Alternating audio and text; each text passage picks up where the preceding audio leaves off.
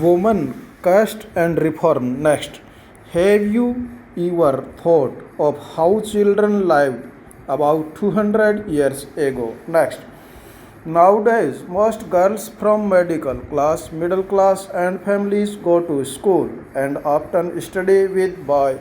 Next, on growing up, many of them go to college and universities and take up jobs.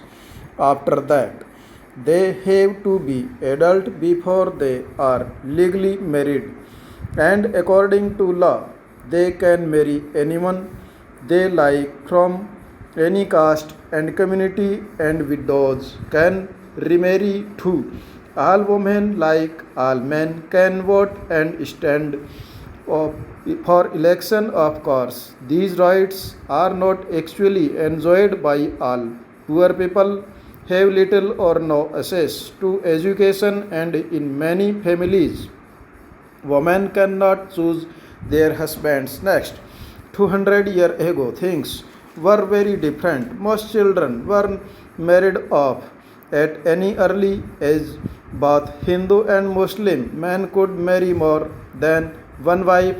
In some parts of the country's widows were pursued in the choose death by burning themselves on the funeral pyre of their husband. Women who died in this manner, whether willingly or otherwise, were called sati, meaning virtuous, and the women's rights to property were also restricted. Besides, most women had virtually no access to education. In many parts of the country, people believed that if a woman was educated, she would become a widow. Next, difference between men and women were not the only ones in society. In most regions, people were divided along lines of caste. Brahmins and considerations themselves as upper caste. Others, such as traders and moneylenders, often referred to as a Vaishya, were placed after them. Then came peasants and artisans, such as weaver and potters, referred to as Sudhars. At the lowest run were those who labored to keep cities and villages clean or worked to job that upper caste considered polluting. That is, it could lead to the loss of caste status. Next, the upper caste also treated many of these groups and the bottom as untouchable. They were not allowed to enter temples, draw water from the wells used by the upper caste, or bath in ponds where upper caste bathed. They were seen as informed human beings. Next, over the 19th and 20th centuries, many of these norms and perceptions slowly changed. Let us see how these happened. Next, working towards change. Next, from the early 19th century, we find debates and discussions about social customs and practice taking on a new character.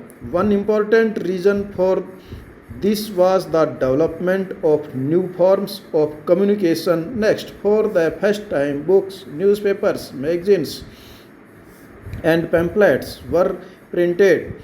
These were far cheaper and far more accessible than the manuscripts that you have read about in class 7th. Therefore, ordinary people could read these, and many of them could also write and express their ideas in their own language. Next, all kinds of issues, social, political, economic, and religious, could now be debated and discussed by men, and sometimes by women as well as in the new cities. Next, the discussions could reach out to a wider public and could become linked to movement for social change. These debates were often by Indian reforms and reform groups. One such reformer was Raja Rai, 1770 to 1833, he founded a reform association known as the Brahman Sabha, later known as the Brahmo Samaj in Calcutta. Next, people such as Ram Mohan Rai are described as reform because they felt that changes were necessary in society and unjust practice needed to be done away with. Next, they thought that the best way in ensure such change was by persuading people to give up old practice and adopt a new way of life. Next, Mr. Rai was keen to spread the knowledge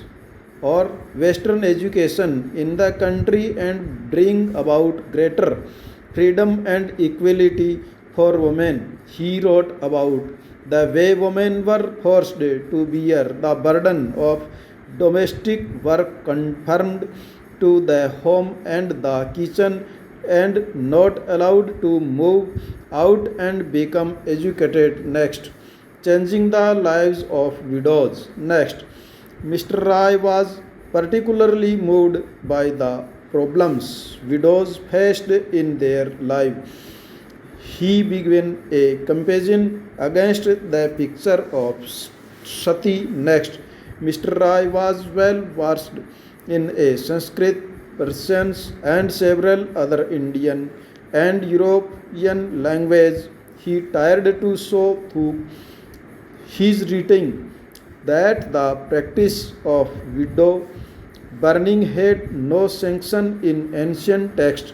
By the early 19th century, as you have read in chapter 8, many British officials had also begun to criticize Indian traditions and customs. They were therefore more than willing to listen to Mr. Rai, who was reputed to be a learned man. In 1829, Sati was banned. Next, the strategy adopted by Mr. Rai was used by later reforms as well. Whenever they wished to challenge a practice and seemed harmful, they tried to find a verse of sentence in the ancient sacred text that support their point of view. They then suggested that the practice as existed at present was against early tradition. Next, Mr. Rai was well versed in the Sanskrit and Persian, several other Indian and European languages. He tried to show through his writing that the practice of widows burning had no sanction in ancient texts. By the early 19th century, as you have read in chapter 9, many British officials had also begun to criticize Indian traditions and customs. They were therefore more than willing to listen to Mr. Rai, who was reputed to be learned man. In 1829, Sati was banned. Next,